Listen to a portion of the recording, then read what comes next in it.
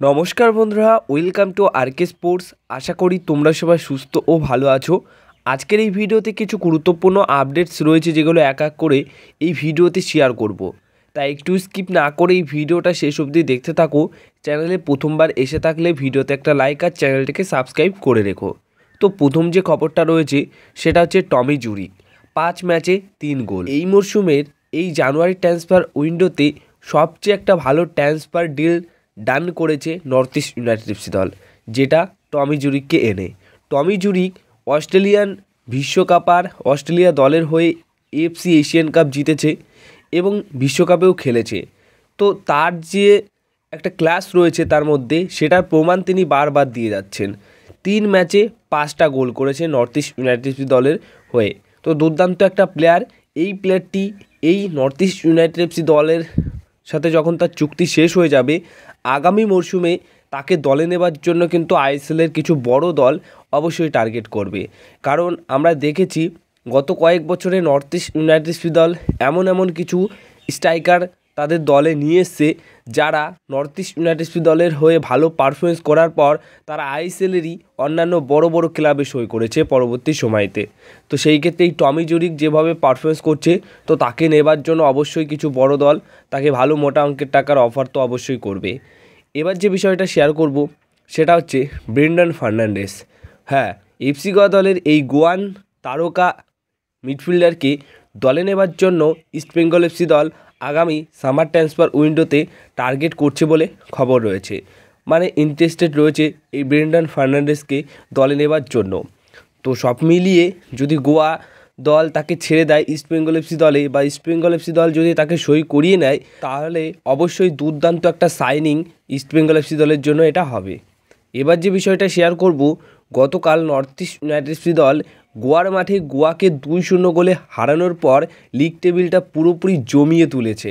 হ্যাঁ, লিগ টেবিলে কিন্তু দারুণ পরিবর্তন এসছে, যেখানে 2-0 গোলে নিজেদের ঘরের মাঠে গোয়া কিন্তু ম্যাচ হেরেছে। আর ওই ম্যাচ হারার পর অবশ্যই নর্থ ইস্ট ইউনাইটেড এফসি দল তারা তো পুরো 3টে পয়েন্ট পেয়েছে, যেখানে ওই 3টে পয়েন্ট পাওয়ার ক্ষেত্রে তারা টপ 6-এ পৌঁছে গেছে। নর্থ ইস্ট ইউনাইটেড এফসি দল বর্তমান সময়ে 16 ম্যাচে 19 পয়েন্ট নিয়ে তারা বর্তমান সময়ে দাঁড়িয়ে 6 নম্বর পজিশনে আছে। আর এই ক্ষেত্রে মুম্বাই সিটি এফসি এবং এফসি গোয়া সমসংখ্যক ম্যাচ খেলে সমসংখ্যক পয়েন্ট নিয়ে 3 এবং 4 নম্বর পজিশনে আছে। তো এখানে সবচেয়ে বড় এই পরিস্থিতিতে সবচেয়ে ভালো একটা জায়গায় রয়েছে মোহনবাগান দল, কারণ তারা ম্যাচ কম খেলেছে, পয়েন্টস তো তাদের বেশি রয়েছে।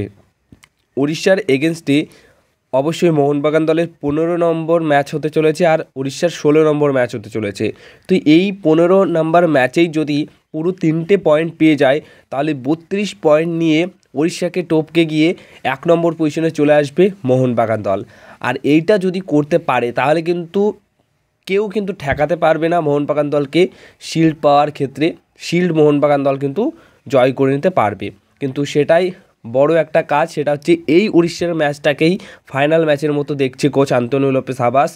অনেক রকমভাবে প্র্যাকটিস করাচ্ছে, সিচুয়েশন প্র্যাকটিস, রক্ষণের দিক দিয়ে বেশ আঁটোসাঁটো করে রাখছে রক্ষণটাকে, যাতে করে কোনো ভুলভ্রান্তি রক্ষণে না হয়। কারণ হ্যাঁ, গত ম্যাচে কিছু ভুলভ্রান্তি ছিল, যেগুলো অবশ্যই তিনি সেট করে নিচ্ছে। বাট এবার আমরা একটু সারপ্রাইজ হয়েছি, কারণ হাবাসকে আমরা মূলত দেখে থাকি যে ডিফেন্সিভ মাইন্ডের কোচ, তো তিনি সবসময় ডিফেন্সটাকে আঁটোসাঁটো করে তারা মোটামুটি 1-2 গোলের ব্যবধানে আমরা জিতি হাবাসের আন্ডারে যখন মোহনবাগান খেলেছে। কিন্তু এইবার চমক হচ্ছে যে এবার অনেক গোল হচ্ছে, মানে আক্রমণ ভাগেও যেরকম সেট করছে, ডিফেন্সটাকেও সেই একই রকমভাবেই সেট করছে কোচ আন্তোনিও লোপেস আবাস। তো সব মিলিয়ে দুর্দান্ত ছন্দে রয়েছে মোহনবাগান।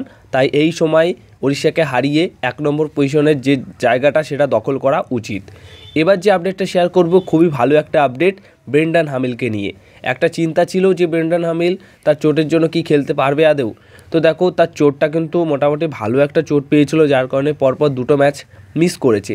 তো সেই ক্ষেত্রে এখন পুরোপুরি সুস্থ হয়ে গেছে, উড়িষ্যা ম্যাচে কামব্যাক করছে। মানে উড়িষ্যা এফসি ম্যাচে তিনি প্রথম থেকে শুরু না করলেও অবশ্যই সেকেন্ড হাফে বা কিছু সময়ের জন্য অবশ্যই তাকে মাঠে নামাবে কোচ আন্তোনিও লোপেস আবাস।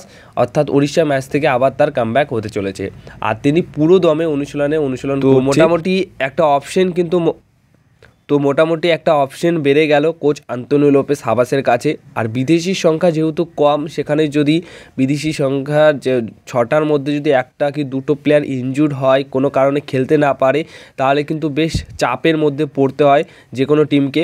তো সেখানে ইন্ডিয়ান প্লেয়ারদের খেলাতে হয়। তো সেই অনুযায়ী এখন কিন্তু বিদেশির সংখ্যা মোটামুটি 5 ছিল, ব্রেন্ডন হামিল ফিরে আসায় আবার 6 হয়ে গেল। এবার যে বিষয় সবশেষে শেয়ার করব, খুবই একটা ভালো একটা ব্যাপার, সেটা হচ্ছে হুগো বুমোস।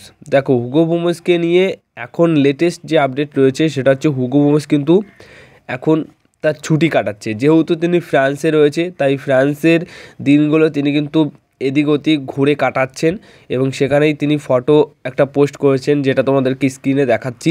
তো খুব